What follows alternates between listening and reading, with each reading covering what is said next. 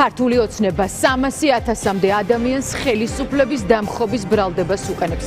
ფართო მასშტაბიანი აქციიდან მეორე დღეს ყობახიძემ განაცხადა, რომ ყველა, ვინც ქვეყნის ცენტრალურ გამზირზე გამოცხადდა, იცოდა, რომ მთავრობის შესაცვლელად მიდიოდა.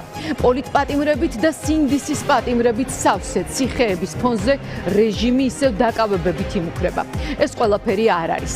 დღეს მოვისმინეთ აღიარებაც ქართული ოცნების ტაქტიკური გადაწყვეტილება ათონელის სასახლეს და მის დაცვას ეხება.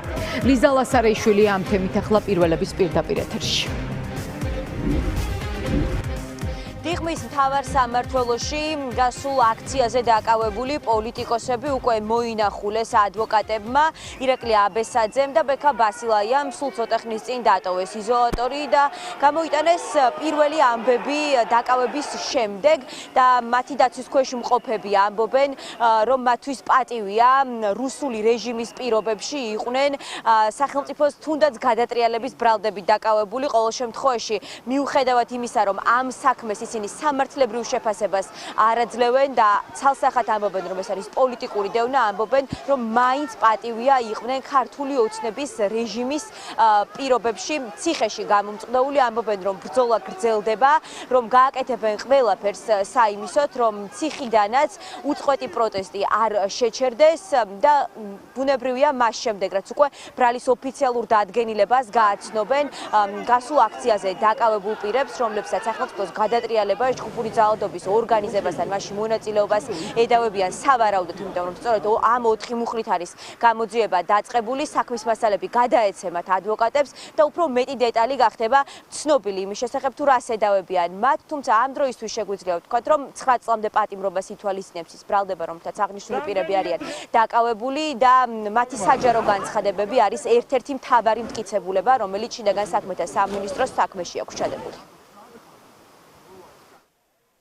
მისი პოზიცია არის, რომ როდესაც ხელისუფლებაში გვყავს რუსი ავტორიტარული რეჟიმი, მის დამხობის ბრალდებით გასამართლება მისთვის არის პატივი.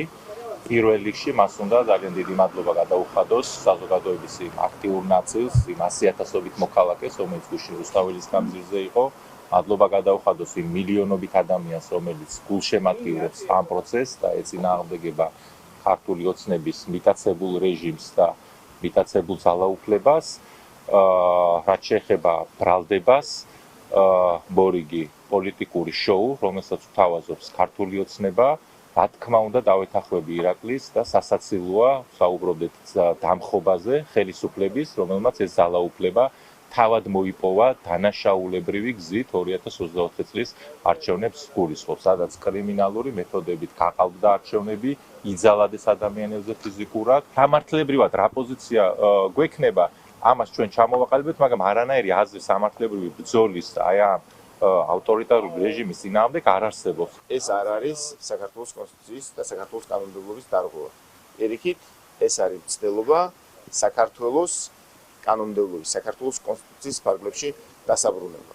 ეს არის ბუნებრივია, სრულიად კეთილშობილური და სრულიად პატრიოტული мотиваცია. პატამან ჯელაძესთან დაკავშირებით იმის არავითარი საფუძველიც არ არსებობს, რაც განაცხადეს. თუნდაც იმ შეფასების ფარგლებში, რასაც ქართული ოცნების პროკურატურა და შსს აკეთებს. დაკავებულების მხარდასაჭერად დღეს დიღმის იზოლატორში მოვიდნენ ნაციონალური მოძრაობის პოლიტიკური საბჭოს წევრები. მათ განცხადებაც გააკეთეს იზოლატორთან და თქვეს, რომ მიუხედავად იმისა, რამდენ ადამიანს დააპატიმრებენ ამ უწყვეტი პროტესტის ფაზაში, არაფერი შეიცვლება, რომ მათ შორის ბრძოლის ხერხები იქნება სწორედ იგივე და რომ ყველანაირი სცენარის განვითარებისთვის ისინი მზად იყვნენ. სოლიდარობა, რა თქმა უნდა, ყველა პოლიტიკურ პატიმარს. თავარი არის ერთი რამე, რომ ჩვენ მთელი ამ პერიოდის განმავლობაში ვკარგავთ ძალიან ძვირფას დროს. ჩვენ ამაზე მეტი გაუვლია, ამაზე უარესი გაუვლია ჩვენ სახელმწიფოს, საქართველოს, მაგრამ ეხლა ვკარგავთ დროს, კარგავენ ის ადამიანები, ვინც დღეს პატიმრობაშია, ის ახალგაზრდები, ვინც დღეს პატიმრობაში იმყოფებიან. დარწმუნებული ვარ იმ ადამიანებსაც, ვინც დაკავებულები არიან, ძალიან კარგად გააზრებული ქონდათ ეს ყველაფერი, რომ ხვალ შეიძლება ისინი დაეკავებინათ. ყველა ის ადამიანი, ვინც დღეს პატიმრობაშია, არის პატრიოტი ადამიანი და ამ ადამიანებს ერთადერთი რამის სურვილი ჰქონდათ და აქვთ იმისა, რომ ქვეყანა დაიხსნან იმ რეჟიმისგან, რომელი რეჟიმიც ყოველდღიურად ქვეყანას უკარგავს სუვერენიტეტს. ჩვენ ამას ვხედავთ, ხო? და ამას ვაპროტესტებთ. ეს ადამიანები არიან მაგალითი იმისა, თუ როგორ უნდა იბრძოდე თქვენი ქვეყნის პატრიოტიზმისთვის და თუ ვინმეს რამე არ მოსწონს და თუ ვინმე ამაზე ხმამაღლას საუბრობს, შეიძლება რაღაცები არ გამოდიოდეს, მაგრამ ეს არ ნიშნავს იმას, რომ ბრძოლა უნდა გაჩერდეს. ეს ადამიანები გუშინ თავგანწირვით იბრძოდნენ. თავის მაქსიმუმი, თავის თავისუფლებას იცოცხლე და ჯანმრთელობა დააყენეს რისკის ქვეშ.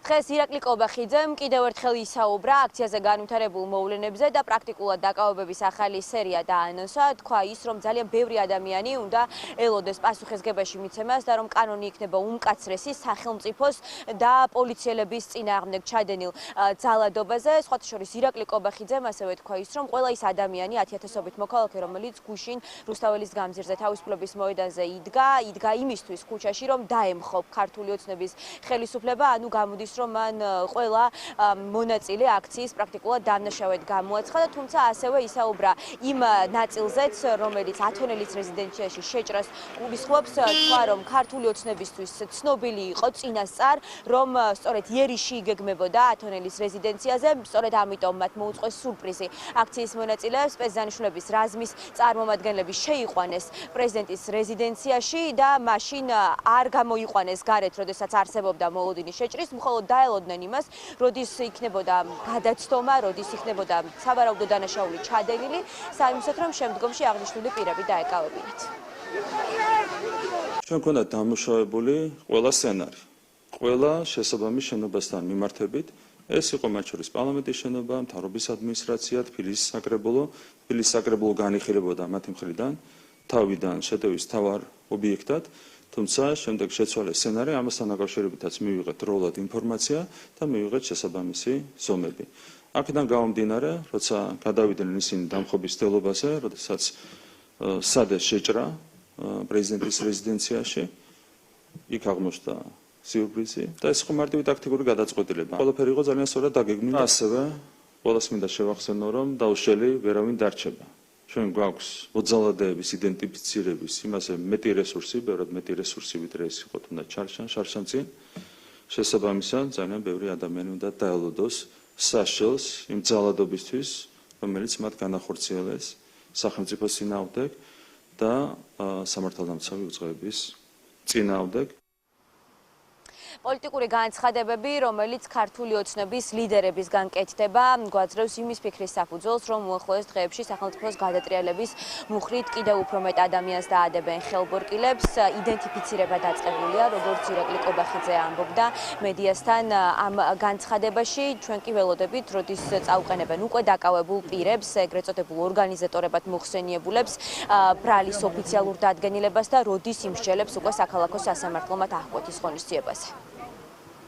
პირდაპირ ეთერში ლიზა ლასარეიშვილი საუბრობდა.